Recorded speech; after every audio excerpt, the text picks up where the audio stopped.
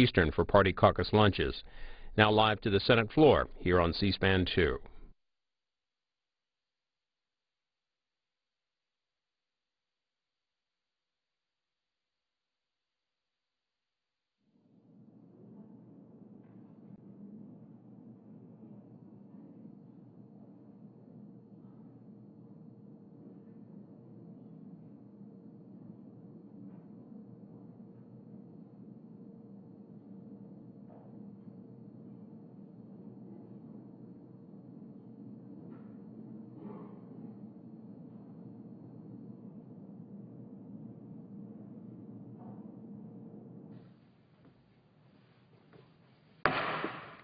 The Senate will come to order.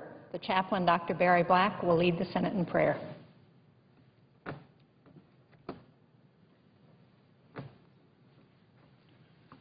Let us pray. Eternal Lord God, our shelter in the time of storm, you have guided our nation through many seasons of danger and duress. In these challenging economic times, give our lawmakers the wisdom they need to make a positive difference in the lives of our citizens.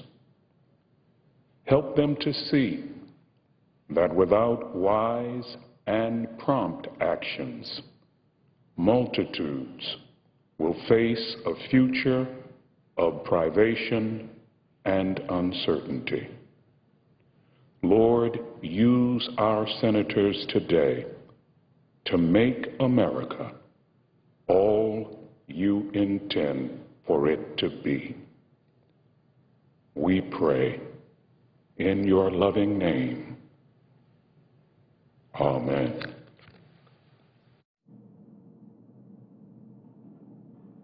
Please join me in reciting the Pledge of Allegiance to the flag. I pledge allegiance to the flag of the United States of America and to the republic for which it stands, one nation, under God, indivisible, with liberty and justice for all.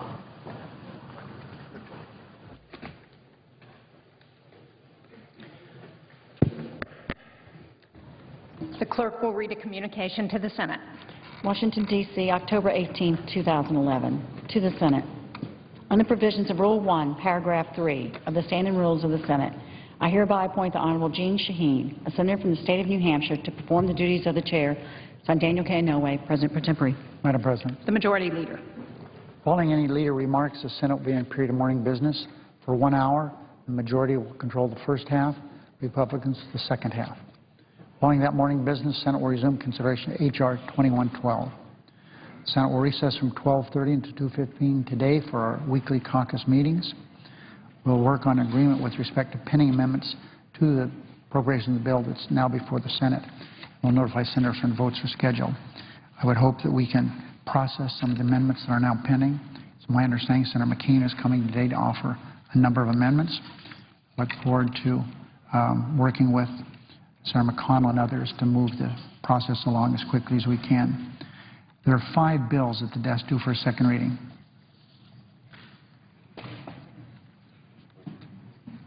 The clerk will read the bills for the second time. H.R. 2250, an act to provide additional time for the Administrative and Environmental Protection Agency and so forth. H.R. 2273, an act to amend Subtitle D of the Solid Waste Disposal Act and so forth.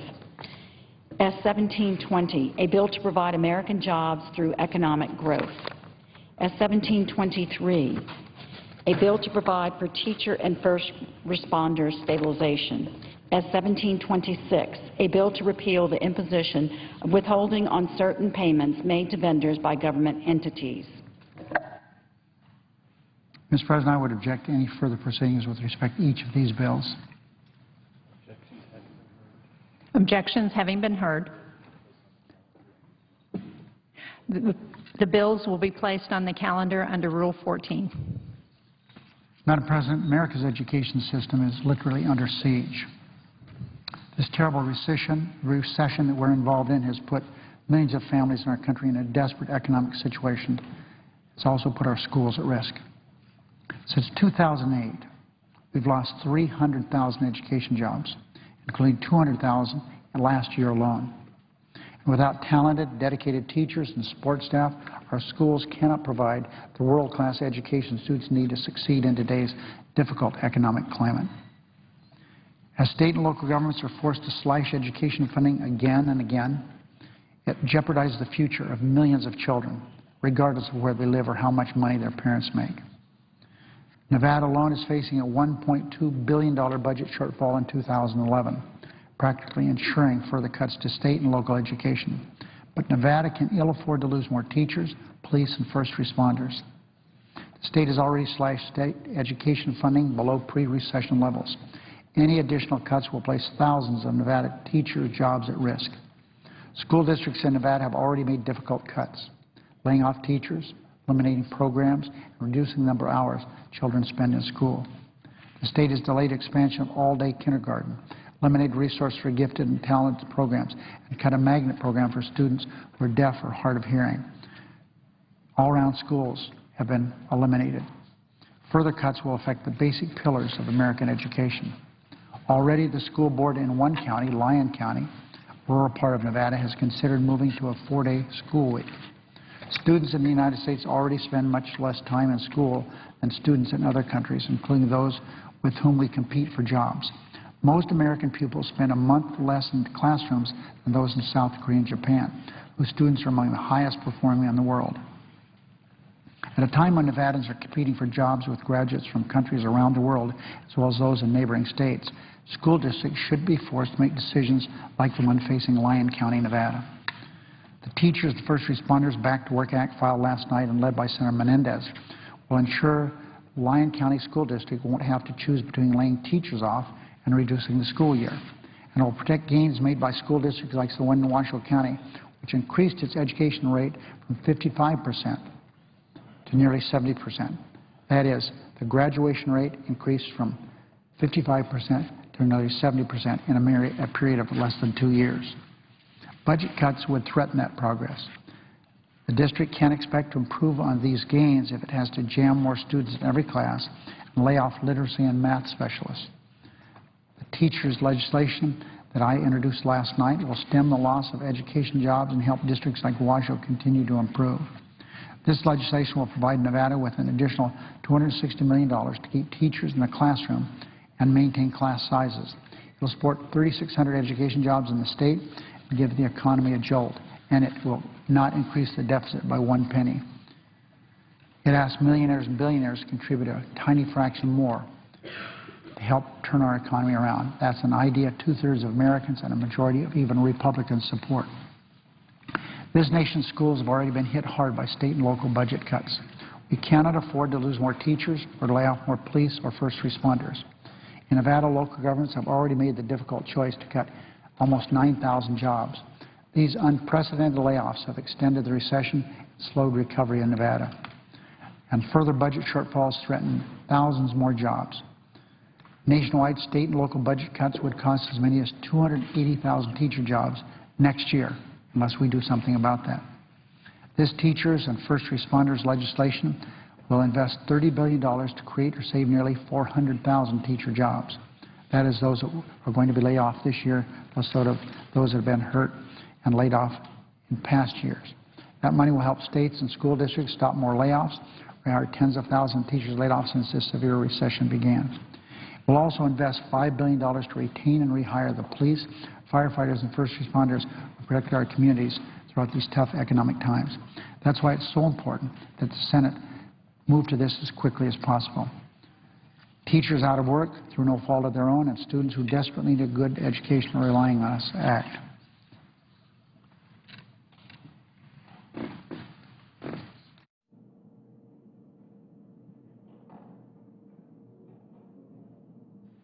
Clerk will call the roll.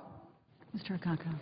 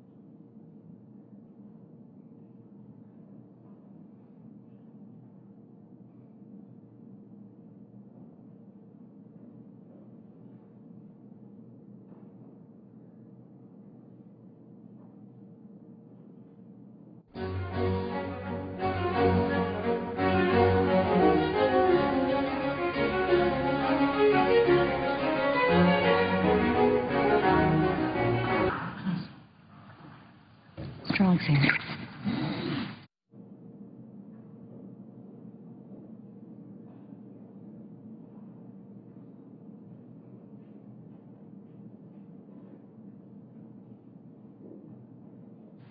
Madam President, The Republican leader. I ask unanimous consent that further proceedings on the quorum call be dispensed with. Without objection.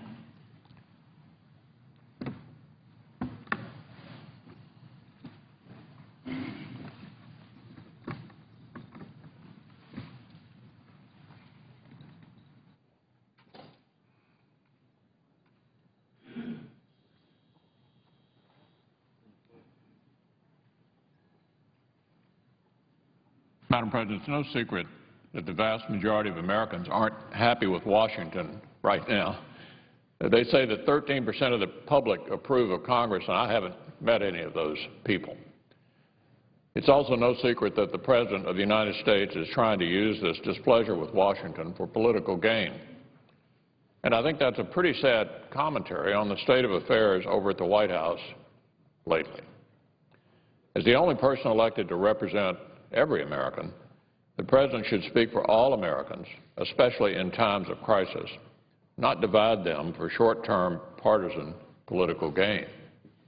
But it's perfectly obvious why the President would find the path of division appealing. Because on the number one issue we face, jobs and the economy, the President's policies haven't worked as advertised.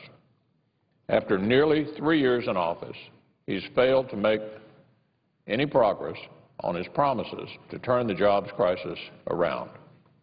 And I think you can pretty much sum up that failure with a single number, 1.5 million. That's how many fewer jobs there are right now in America since the President signed his first stimulus, according to the Obama administration's own Labor Department. 1.5 million.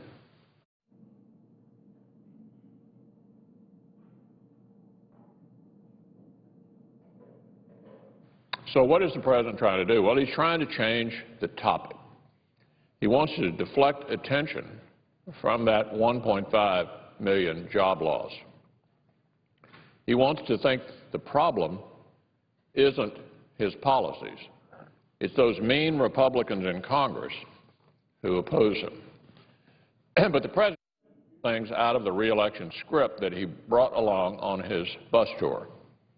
First of all, it wasn't just the Republicans who defeated his latest stimulus bill last week.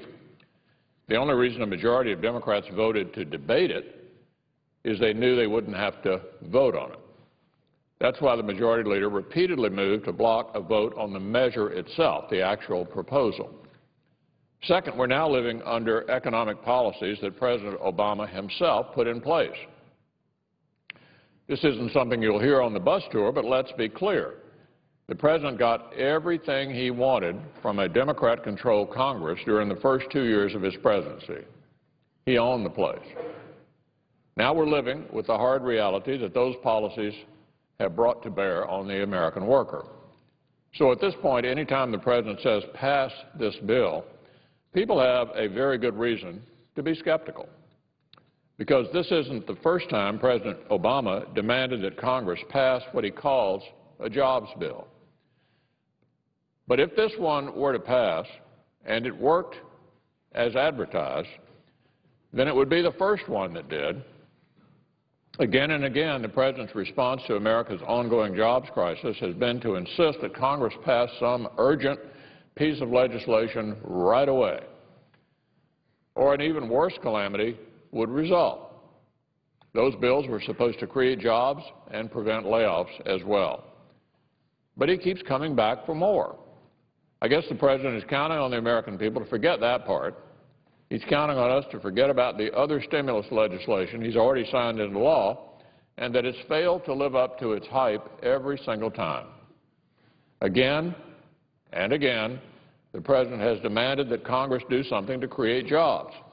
And the only thing we seem to end up with at the end of the day is more debt, more government, and fewer jobs.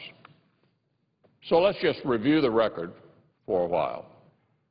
2.5 years ago, President Obama went down to Florida and said the first stimulus, the nearly $1 trillion government spending bill he signed shortly after taking office, would save or create millions of jobs, including jobs for firefighters, nurses, police officers, and teachers. Well, what happened? The states got their bailout, the national unemployment rate didn't budge, and a year and a half later, the president was back asking for another one. That's right, a year and a half after the first stimulus, the White House was back last August saying they needed another $26 billion right away, or else 160,000 teachers would get pink slips, and police and firefighters across the country would literally be off the job. And what happened then? Well, the states got another bailout.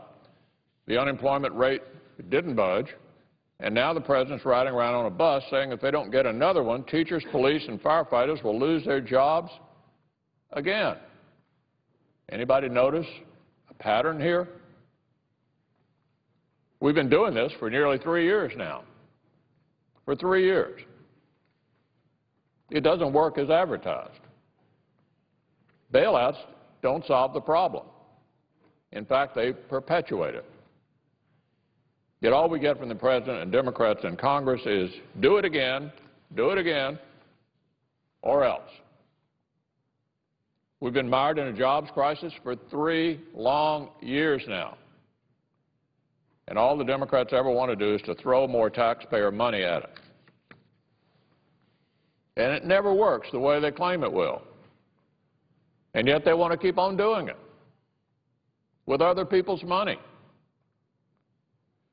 Just throw another bailout together, slap the word jobs on the cover page, and dare people to vote against it.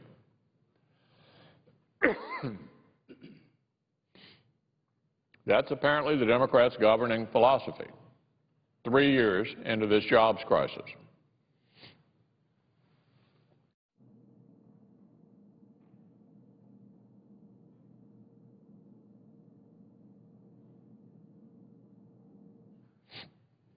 Well, Madam President, it wouldn't be irresponsible to oppose an approach like this. It would be irresponsible to consider it. It didn't work the first time. It didn't work the second time. And the third time won't be a charm. Republicans and a growing number of our Democratic friends want a different approach. There's a growing bipartisan opposition to trying the same failed policies again. And there's bipartisan opposition to raising taxes, especially at a time when 14 million Americans are out of work. I mean, if there's one thing we should agree on right now, it's that we should be making it easier for business to hire, not harder. So the president should drop his obsession with raising taxes. And if he really wants to create jobs, maybe he should consider doing something different. We've tried the bailout approach. We've tried more regulations, more debt, more taxes. Why don't we try a new idea for a change? One that has bipartisan support. One that isn't a 2-time proven failure. Let's try something that might actually work. Because the American people didn't send us here to kick our problems down the road. And they certainly didn't send us here to repeat the same mistakes over and over again. And then stick them and their children with the tab. That might be how you maintain a sense of urgency by failing to solve the problem the first 2 times around, but it isn't how you solve a jobs crisis. The American people simply deserve better than this. They deserve better than false promises they've been getting. The president got everything he wanted from a Democratic Congress for 2 years, everything he wanted. A health care law that was designed to take over 1/6 of the entire economy. A financial reform bill that punishes businesses that had nothing to do with the financial crisis. out-of-control regulations that are forcing otherwise healthy businesses to shut down, businesses like Smart Papers in Hamilton, Ohio, our paper mill that said last week it's shutting down because of onerous new federal regulations that make it too costly to do business, and a $1 trillion stimulus that was supposed to solve the jobs crisis 2.5 years ago. For 2 years, when the President said, pass this bill right away, Democrats did it. And here's what they got despite all the trillions in debt and more than 1.5 million fewer jobs. That's what we got. Trillions in debt and more than 1.5 million fewer jobs after the President got everything he wanted for 2 whole years. We don't need any more of that. We can't afford more of the same. Madam President, I yield the floor. Under the previous order, the leadership time is reserved. Under the previous order, the Senate will be in a period of morning business for 1 hour, with senators permitted to speak therein for up to 10 minutes each, with the time equally divided and controlled between the 2 leaders or their designees, with the majority controlling the first half and the Republicans controlling the final half.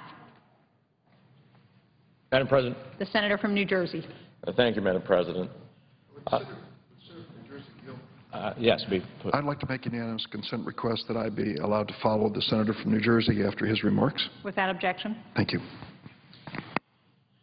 Madam President, I rise as the lead sponsor of the Teacher First Responder Back to Work Act, and I rise in favor of jobs, in favor of teachers, in favor of police officers and firefighters, of keeping our communities safe, and the promise we made to first responders after September 11th.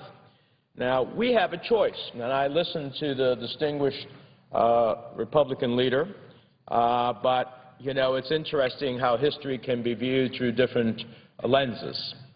What I failed to hear was the challenges that this president and this country inherited from 8 years of policies that led us in 2008 to the verge not of the Great Recession we have been referring to, but on the verge of a new depression, where the chairman of the Federal Reserve and the former Secretary of the Treasury under President Bush came before members of Congress and said we have a series of financial institutions on the verge of collapse. If they collapse, they'll create systemic risk to the entire country's economy, and every American will feel the consequences of it. And the result of that, of 8 years of largely unregulated processes, created excesses where large entities made decisions that ultimately became the collective responsibility of everybody in this country, because failure to have met those responsibilities would have meant a collapse in this country.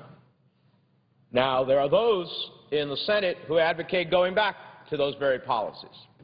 They talk about stopping each and every regulation. Those regulations ultimately, the lack of it and the lack of enforcement of it is what gave us the excesses that we had. Additionally, 2 wars raging abroad, totally unpaid for. Fiscal responsibility went out the window there. Tax cuts, totally unpaid for. Fiscal responsibility went out the window there. And the culmination of all of that brought us to January of 2009, when the new president takes office and has already inherited millions of jobs that had been lost prior to then. Around 7.5% unemployment was the starting point already. And in the first quarter of 2009, before he could even do anything, before he could take the oath of office in late January, swear in a cabinet in February, and send a plan to March, another 2 million jobs were lost. So I find it interesting how we forget all of that, at least as a starting point. We've had 19 months of private sector growth, a little over 2 million jobs. That's good news, but where we have been shedding many of the jobs is in the very essence of those in the public sector who teach our children, who prepare for the next generation and the competitive future of America, and who protect our communities. Police officers who protect us from crime, firefighters that respond when there is an emergency in our communities. With the Teachers and First Responders Back to Work Act, we can fulfill our duty to educate our children and keep our communities safe, or we can gamble our future on the political games that we have seen here that disinvest in the future of our children and the safety of our communities. Almost 300,000 education jobs are on the chopping block this year in this country, at a time when other countries in the world are increasing their educational workforce. We are in the process of decreasing it. New Jersey, my home state, is facing a $10.5 billion shortfall in its 2012 budget. That means more cuts in state and local spending for education, and that hurts our children. The Teachers and First Responders Back to Work Act creates 400,000 education jobs because an investment in our teachers is an investment in our children and in our collective future. We're talking about $30 billion to states and local communities to retain, to hire, to rehire the teachers that have already been separated to educate tomorrow's entrepreneurs. In my state of New Jersey, that bill would provide an additional $831 million in funds to support an additional 9,300 education jobs that largely have been lost. New Jersey alone has lost over 6,000 teachers since 2008, slowing our economic recovery and creating a huge knowledge gap in our schools. And what does that gap translate in terms of lost knowledge? What does it mean to a promising young scientist who needs some guidance or a struggling student who needs a little extra help? Madam President, I know about the power of a teacher. I know it through my own personal life. I've had several great teachers along the way, but there was one who made a huge difference in my life. I still remember her name, Gail Harper. She was my speech teacher in in high school, I'm sorry. And, you know, I know some of my colleagues won't believe this, but I was among the most introverted persons at that time in my life.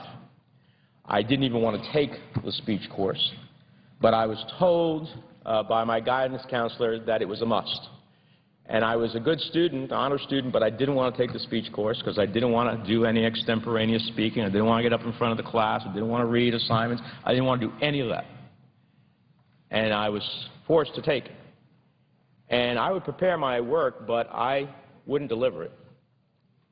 And finally, Gail Harper, the teacher, said to me, Robert, kept me after class one day and said, look, I don't know why you prepare yourself. Your preparation is great. But if you don't deliver this year, you're going to fail. And my mother, who had fled a country to come to freedom and was convinced that I'd be the first in my family to go to college, told me failure is not an option. So when I heard Gail Harper talk about failure, I knew that that was not an option. And she worked with me to nurture my abilities so that I could break out of that self-imposed shell and really transform my life. In some respects, thinking that I am here today speaking on the Senate floor is because of Gail Harper. So I fully understand how teachers can make a huge difference in the life of a young person. We need to reinvest in teachers, in education, in New Jersey's kids, and in America's future. We need to get those 6,000 New Jersey teachers back in New Jersey classrooms and hire thousands more in every school in every state in America. And then I turn to the police and firefighters, and I remember living in the New Jersey-New York region that fateful day on September 11th, a little over a decade ago. On that fateful day, it was not the federal government that responded to the tragedy and the horror of the World Trade Center. It was local police, local firefighters, local emergency management that were the first responders, that risked their lives, that gave their lives on that fateful day. we made a promise to every community that we would keep communities safe in America in a post-September 11th world, that we would give cops and firefighters what they needed to do their jobs. Every member of Congress wanted to take a picture with a police officer or a firefighter. We called them heroes. And now Republicans want to zero out the COPS program that puts police officers on the beat. They want to break our promises after September 11th, and I think it's time to make good on it with the $5 billion that our legislation provides so communities can hire and keep cops and firefighters on the job. They're our first line of defense. We learned that after September 11th. And I don't care where you are on the political spectrum or what you believe the role of government is, we can all agree that public safety and the security of our communities is government's most fundamental responsibility. We don't need police and firefighters just in the big cities, although they face some of the major challenges. We need them in every town and community. Over 2,700 communities applied for help to fund 9,000 officers in the last round for a total of $2 billion. But because of the opposition on those on the Republican side to keeping our promise to first responders, only $243 million was available, enough for only 238 of 2,700 communities that applied. That's 9%. And it was capped at 25 officers no matter how big the city or how great the need. In New Jersey, more than 150 communities applied for funding to keep cops on the job. Only 12 of those 150 were funded. Those 12 communities were only able to hire approximately 78 cops over the course of the next 3 years. Right now in New Jersey, there are 705 police officers who lost their jobs and can't find law enforcement work, 705 fewer sworn officers on the street. And there are 4,000 fewer officers today in New Jersey than there were on December 31st of 2009. Public safety is government's #1 responsibility, and it's time to deliver on that promise after September 11th to our communities and our first responders. This legislation includes $5 billion to help first responders stay on the job, close the public safety gap, and keep our communities safe. So let me conclude by saying, according to a CNN poll released just yesterday afternoon, 75% of Americans support providing funding to state and local governments to hire teachers and first responders, including 63% of Republicans. Mr. President, we have a choice. With this legislation, we can fulfill our duty to educate our kids and keep our communities safe, or we can gamble our future on political games that don't invest in our children, our economy, and the safety of our communities. I think the choice is clear. I choose educating our kids. I choose protecting our communities. I choose investing in our future. And we do this all and pay for it at the same time. This is the beginning of a fight, and we will be back again and again to force our friends on the other side to make the choice again and again about whose side are they on. I think the choices are pretty clear. The American people have spoken. It's time to get our teachers and our first responders back to work. With that, Mr. President, I yield the floor. Senator from Illinois. Mr. President, I want to thank my colleague from New Jersey for this amendment. It's an amendment that's critically important to New Jersey, to Alaska, and to the state of Illinois, because the Menendez-Casey amendment in my state means that 14,500 teachers, firefighters, and policemen will stay on the job. If the Menendez amendment, which is part of President Obama's jobs package, does not pass, these people will be out of work. There'll be more kids in the classroom. Talented teachers will be laid off. There'll be fewer cops on the beat in small towns and large, and firefighters will have to cut back in terms of their ranks, and we need their protection, and we can't let that happen. Senator Menendez has an amendment which deals with this responsibly. It pays for it. It doesn't add to the deficit. And that's where the objection comes in from the Republican side of the aisle, because he pays for it by asking those making over $1 million a year to pay about 0.5% more in taxes. And the Republicans say, no way. We cannot ask the wealthiest people in America to pay 1 penny more. Now, that to me is hard to explain. Why we would want to deny our children a quality education, lay off teachers, make our streets a little less safe with fewer police, and run the risk of fewer firefighters because we don't want to ask people making over $1 million a year to pay 0.5% more on their taxes.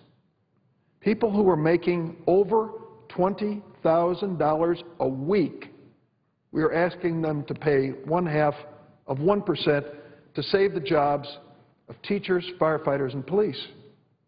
Well, it's interesting to me, Mr. President, because when President Bush offered his jobs bill years ago with payroll tax cuts and cuts for businesses, these same senators that are criticizing President Obama's version of the bill were voting for it, and it wasn't paid for. It was added directly to the deficit. These deficit hawks were willing to vote for this with President Bush's name on it, but now oppose it with President Obama's name on it. Is there a message there? I think there's a clear message. There are two things which drive the Republican caucus when it comes to this debate. First, protect those making over $1 million a year at any cost. Let America languish in this recession with 14 million people unemployed rather than ask the wealthiest, most comfortable people in America to pay just a little bit more in taxes.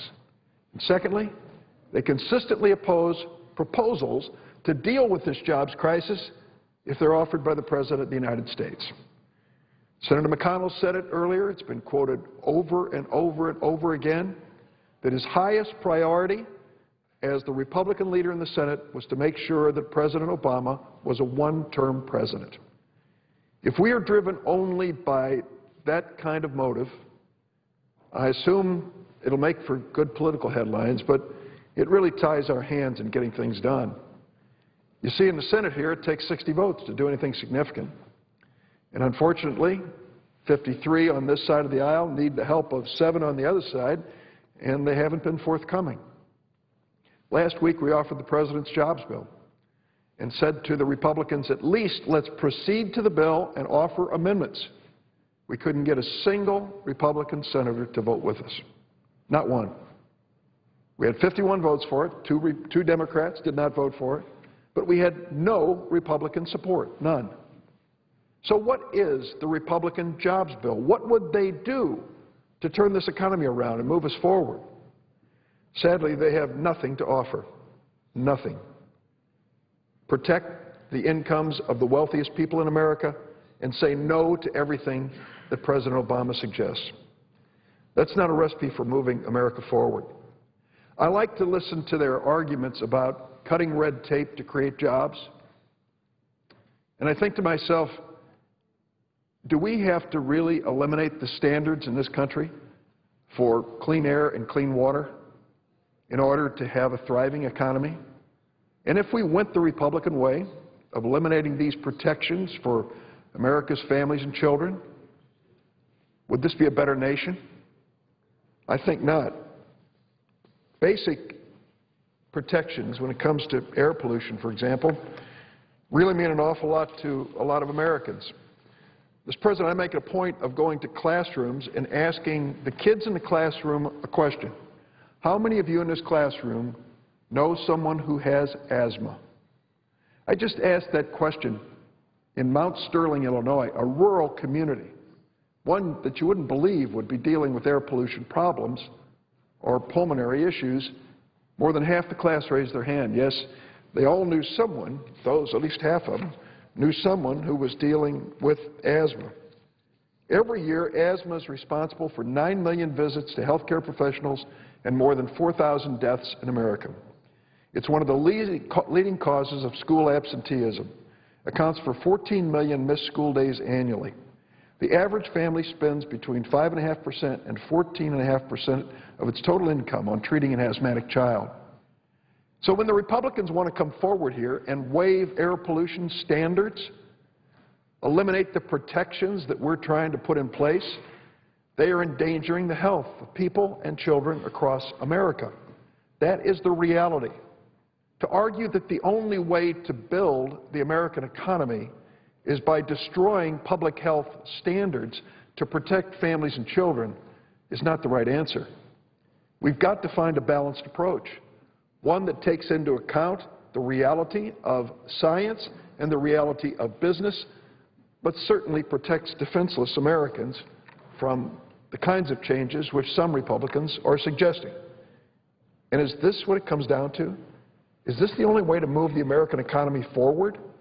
To say that we may have to compromise the purity of our drinking water when it comes to mercury and arsenic in order to have the economy create jobs?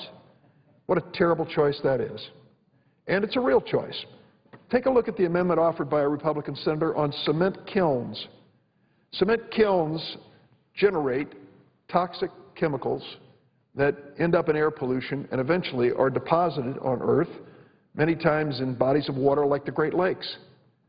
What do mercury and arsenic do to the aquatic life in the Great Lakes and to the people who live around those Great Lakes? They compromise the safety of those great bodies of water. Now, there are some who say, well, if it goes in the air, it surely isn't going to hurt you. And yet the statistics show us just the opposite. Poor air quality in the most polluted U.S. cities can shorten the lives of residents up to 2 years on average.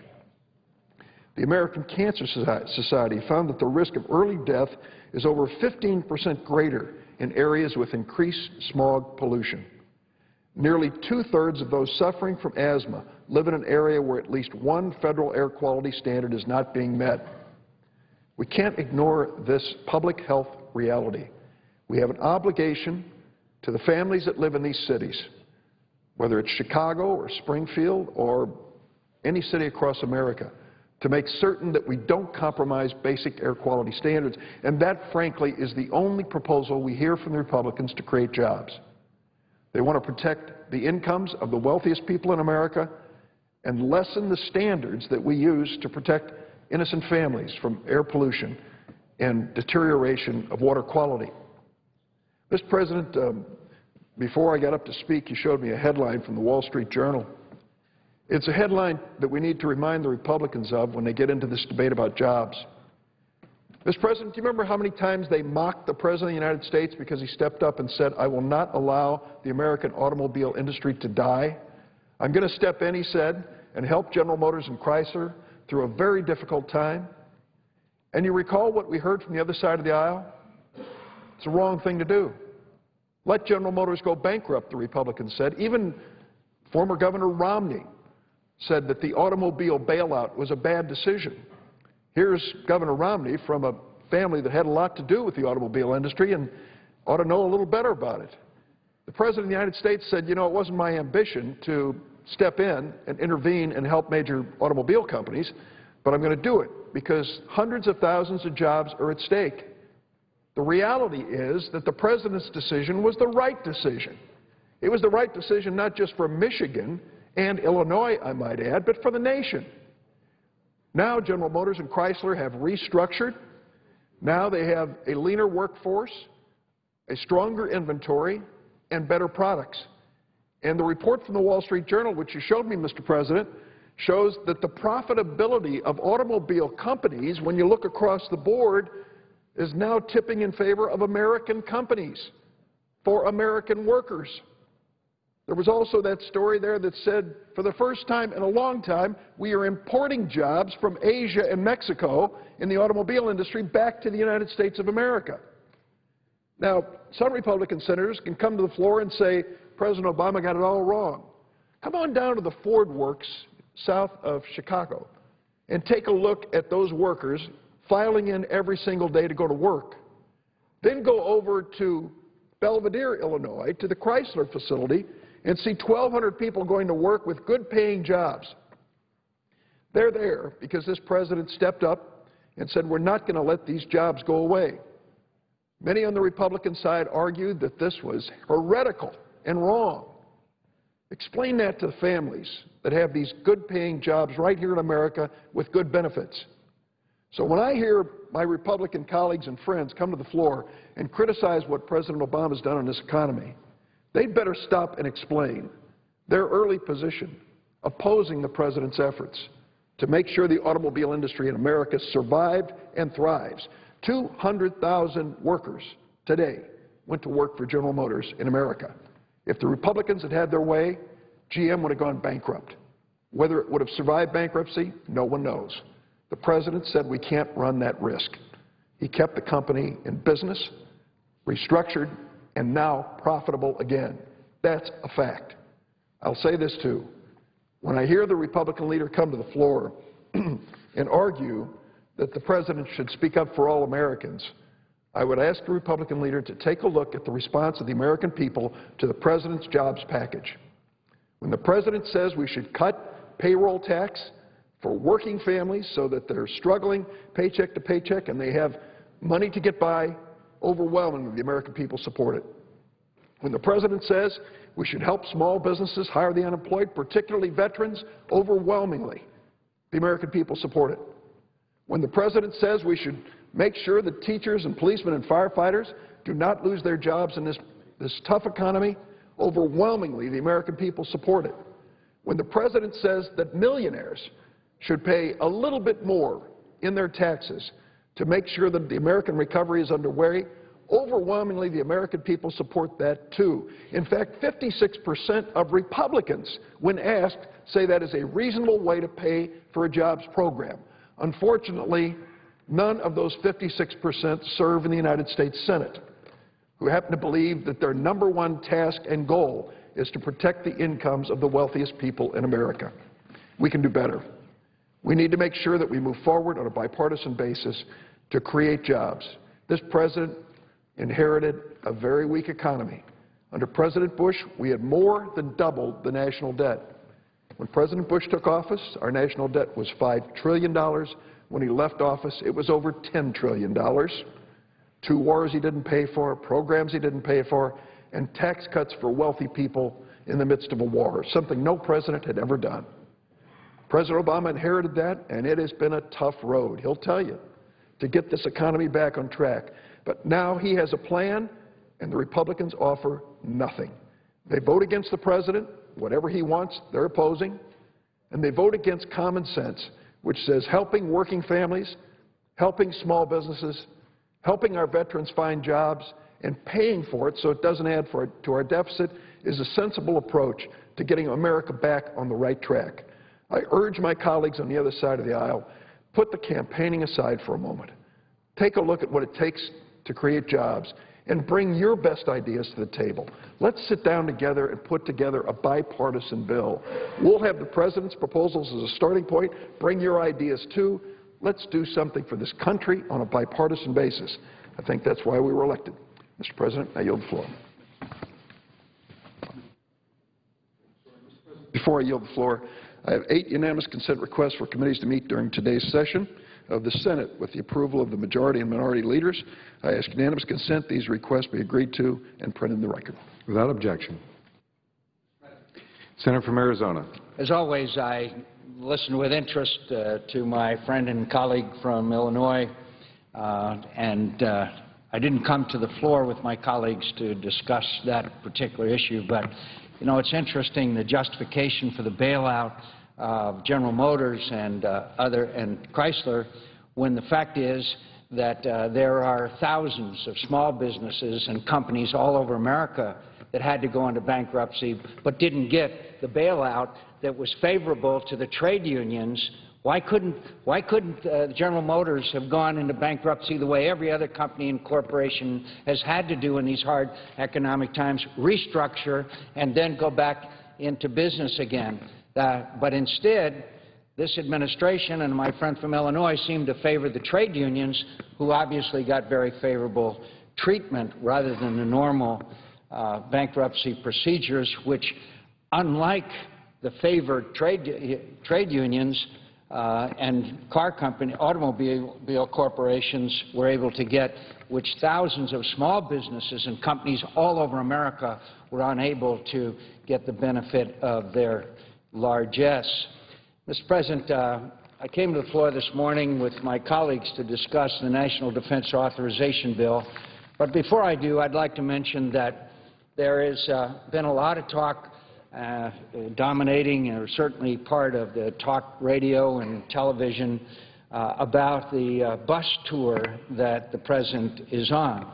And a lot of it is centered around the bus. And I'm not going to discuss that anymore except to say that in 2008, when I ran for President, I didn't need a bus to be paid for and built by the government and the taxpayers of the United States.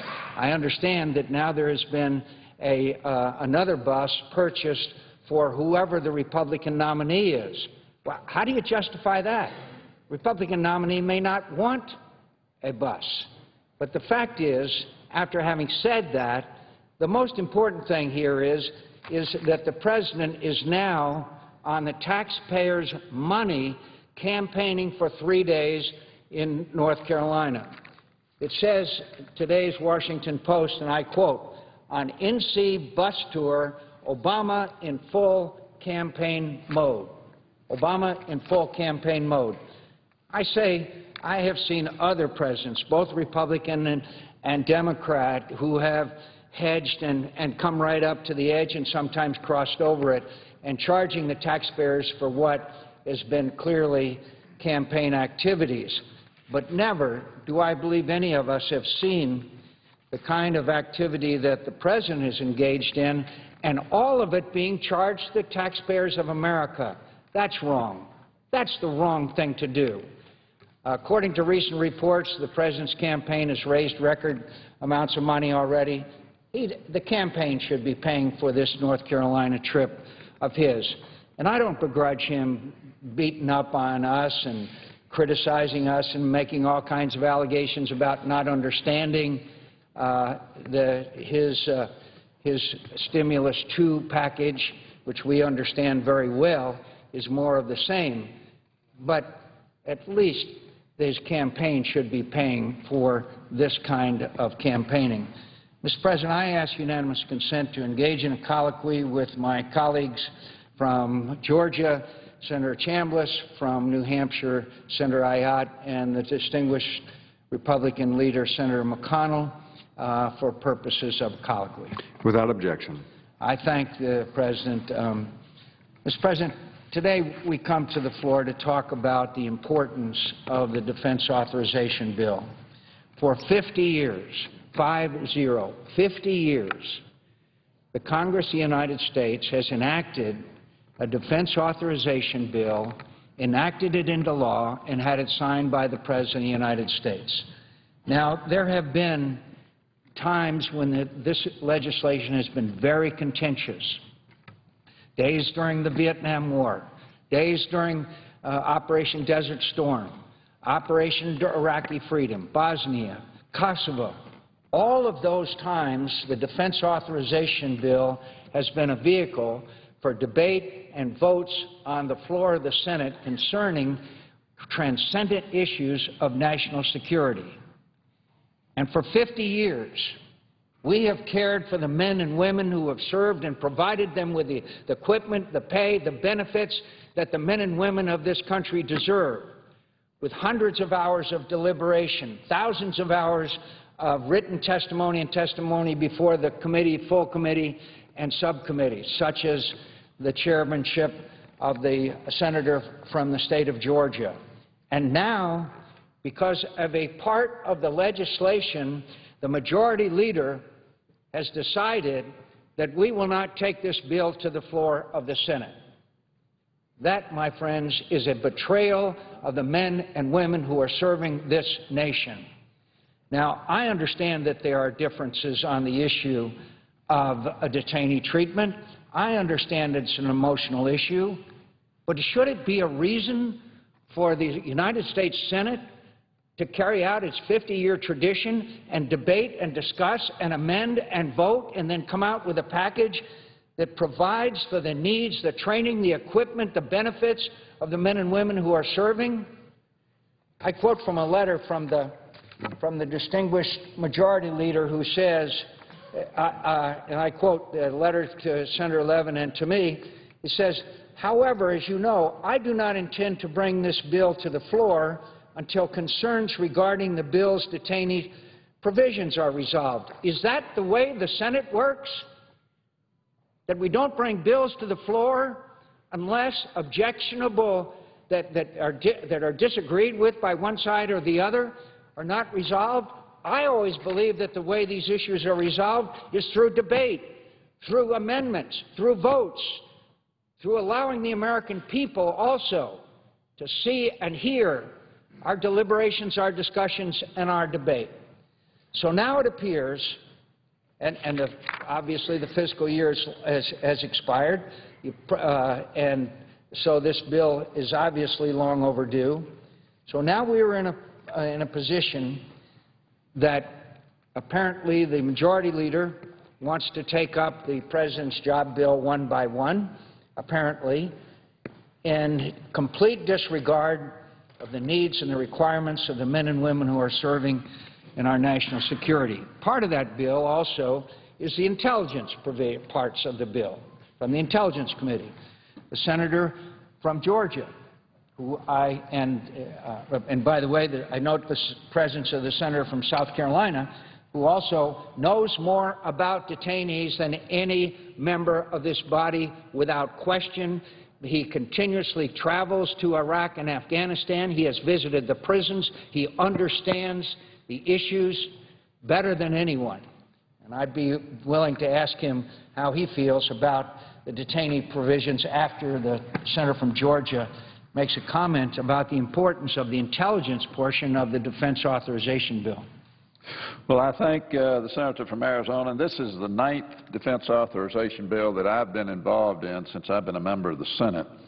And I must say that the refusal to bring this defense authorization bill to the floor by the majority leader is truly disheartening. It's critically important that we address the issues not only of what's going on in Iraq and Afghanistan, but the day-to-day operations of our military from the standpoint of pay raises, quality of life, purchase of weapon systems for future use, any number of issues that are included in there. And the refusal of the majority leader to bring this to the floor because of his objection to a very critical aspect of this bill truly is disheartening.